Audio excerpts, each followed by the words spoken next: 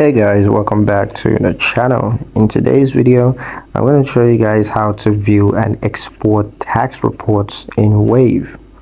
Wave lets you generate a sales tax report so that you can easily see how much tax you've collected over a specific period. To access and export, all you have to do is go to reports from the left-hand navigation, and then under taxes, you're going to select sales tax reports. And then you're gonna choose a date range, for instance this quarter, or you could just choose a custom range. Once that's done, the report is going to show tax name, tax rates, amount of taxable sales, as well as total tax collected.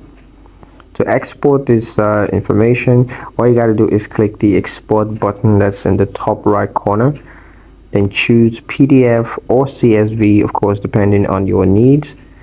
And you can use this for tax filings, or you can share it with your accountant. A pro tip: always cross-check exported reports against your local tax filing requirements, just to ensure accuracy. That's pretty much it for the video, guys. Hope you liked it. Hope you found the information here useful enough. If you did, like the video, comment down below, let me know what you thought. Share the video with your friends and subscribe to the channel if you haven't done so already, and I'll see you in the next one.